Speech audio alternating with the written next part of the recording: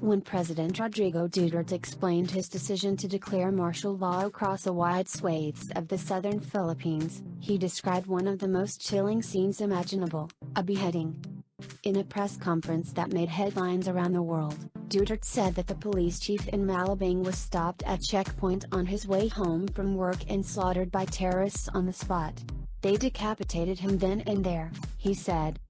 The Philippine president's claim spread like wildfire, with much of the local and foreign press reporting it as fact. Soon, unconfirmed reports of beheadings became a major part of the Philippine storyline. Asked to comment on the declaration of martial law, Susan Thornton, for instance, acting Assistant Secretary of State for East Asia Affairs, told journalists in Beijing on Friday that she wouldn't want to second-guess what you would do in a situation where you have people being beheaded on television and church groups taken hostage. But the Malabang police chief is alive, the Washington Post spoke to him on Friday. And the Post could find no new evidence of televised beheadings in Mindanao, though unconfirmed accounts of beheadings are circulating widely online. There have been beheadings there the past. A priest and some followers were indeed taken hostage this week, according to a Filipino bishop. It is not yet clear whether the police chief's story was a mix-up or a careful bit of messaging. What is certain, though, is that the inaccurate report shaped how the martial law news was covered, and potentially how it was received by the government of the United States. In the immediate aftermath of Duterte's speech, the police chief's story served as a rhetorical link between unrest in the southern city of Marawi and the global threat of radical Islamic terrorism, spurring social media frenzy. One of the most troubling aspects of the aftermath of the Marawi siege is the rapid proliferation of fake news and deliberate disinformation, said Richard Javad Haydarian, an assistant professor of political science at Manila's De La Salle University. It is a classic case of a crisis being blown out of proportion by self-interested parties with ulterior agendas. Battles between Philippine security forces and Muslim insurgent groups have raged for years, but the fighting made international news this week when Duterte, cutting short a trip to Russia, declared martial law across Mindanao, an area home to more than 20 million people. The fact that the police chief's story was false does mean there's not real fighting, there is.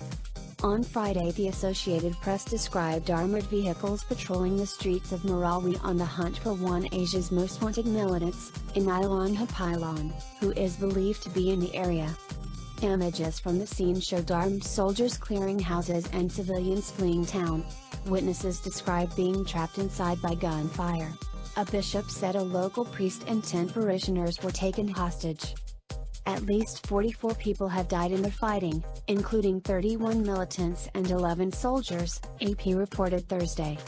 However, with the conflict still unfolding, it is hard to separate fact from rumor from fake news.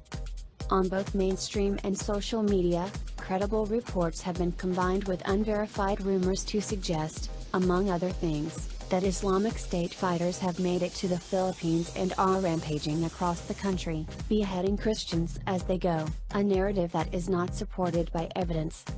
Leaders of the two insurgent groups battling the army, Abu Sayyaf and Amat, have sworn allegiance to the Islamic State, and Filipino officials said Friday that fighters from Indonesia and Malaysia are on the ground. But Solicitor General Jose Calita at the same time stressed that the Philippine government does not have evidence of a direct link to the Islamic State, also known as ISIS. Again, on the matter of ISIS, the president emphasized that there's ISIS footprint, but that does not confirm the clear presence of ISIS itself yet, Calita said. Hours later, in a separate press conference, Duterte reportedly said the Islamic State was, in fact, on the ground. Romeo Enriquez, the still-living police Malabang chief, meanwhile said he has shocked to hear the president report him dead by decapitation. He is not sure where the story came from, but suspects he was mistaken for the former police chief, a man who was killed, but not, to Enriquez's knowledge, by decapitation.